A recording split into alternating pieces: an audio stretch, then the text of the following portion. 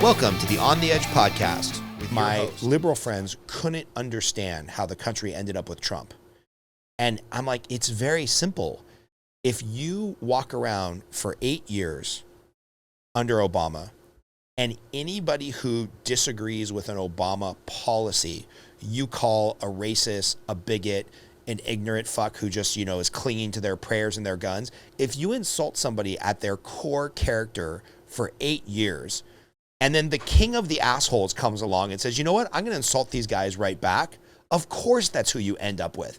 Because when you've villainized the other side of the party and you're telling them that they are evil, and if they disagree with the affordable health care plan, then they must be racist. Well, then, you know what? They're probably going to vote for a guy who has racist tendencies because they're like, well, at least this dude pushes back and fights for me. To me, it's so clear why Trump got elected, and I'm shocked he didn't get reelected. Doesn't mean I like the guy, doesn't mean I voted for him, but I understand it. And I can't figure out why my more liberal friends can't understand that, at least as a principle, even if they disagree with it. It's kind of shocking to me that they're shocked. Yeah, I wish that schools still did debate, and did debate where you get assigned a position, because I think that's one of the biggest things that's missing from people is they cannot argue the other side. Brian Kaplan is a really amazing, innovative economist, and he got into a few arguments with Paul Krugman, and he had a really interesting thing. There's this thing called the Turing test that it was created by, was it Alfred Turing? Is that his name? One of the fathers of modern computing, and he had this whole idea that you would have an AI and you would have a panel. So imagine yourself chatting online with a panel of 5 people. And one of those people is an AI. And you're supposed to identify the AI. Now, the AI has passed the Turing test when it's unidentifiable, when people start guessing that the real people are actually the robots. And Kaplan introduced this idea of an ideological Turing test. So one of the things that I've put on myself, and that I think it would be good if more people put on themselves, is don't pretend like you understand an ideology unless you think you could get on one of these panels. I can't claim that I understand progressivism unless I could get on a panel where there's 4 progressives and then there's me, and there's people asking us questions trying to find out who's not really a progressive. And unless I can make arguments that are that convincing, where I can steelman instead of straw man the arguments of progressivism, then I don't get it. It's the he who only understands his own side understands little of that. I think it's, you know less about your own ideology, but also you know less about the people that you're dealing with. Yeah, I think that's fascinating. I've got a book back here somewhere. I'm reading a couple books on race, one that I will probably agree with, and 2 or 3 that I will probably venomously disagree with.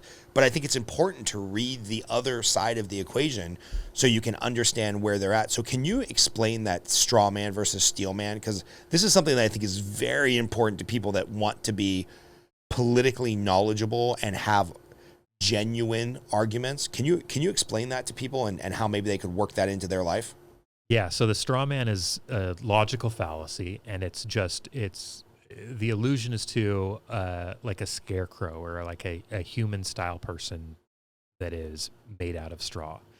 And if you're going to go fight somebody, how easy is it to fight a straw man? You're not fighting anything real. You're fighting something that's fake. And so when you make your opponent's argument into a caricature, and you fight the caricature instead of fighting the strongest points of their argument, that's fighting a straw man. So give us a classic straw man argument right now in 2021 that's happening in the political arena. Oh, and so if you go outside without a mask, it's because you don't care about grandparents dying. Right. If you disagree with the minimum wage, you're a racist. Yeah. Yeah. All of those are straw man arguments. And if you want to be a whole person who is making better decisions and who is actually understanding both sides of the argument, who is going to maybe convince people, then I think instead of saying,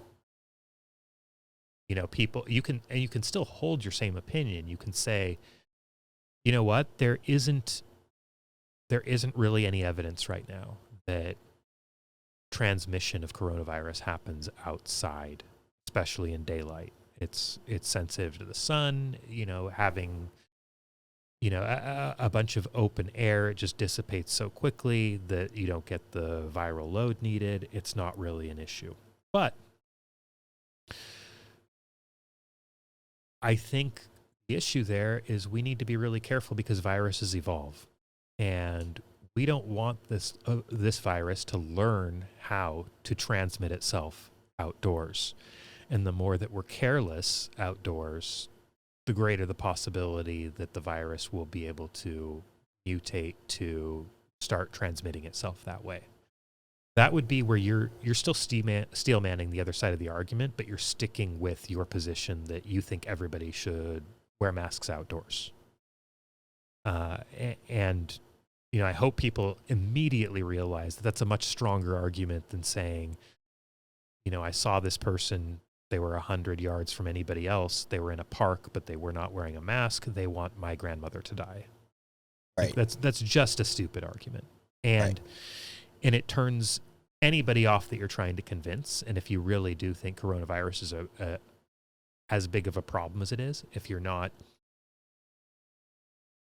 you take it very seriously and it's not just because you're virtue signaling, it's not just because you're trying to come across as a good person or you're trying to exercise status over people who you think don't follow the trademark science. I think if you're doing that, then what you're going to do is you're going to look at what are the arguments that are going to be the most convincing to people. Because if you really believe this is as dangerous as it is, then you're going to put your ego aside. And you're instead going to say, okay, like what arguments would convince these people who I disagree with? That instead of dismissing the people that you disagree with and trying to use it as a cudgel or as a put down to elevate your own status. If you're doing that, if you're just calling people idiots because they don't wear masks, then I actually don't believe that you think COVID is that serious because you're not trying to convince these people. Right. You're just trying to elevate yourself. Right.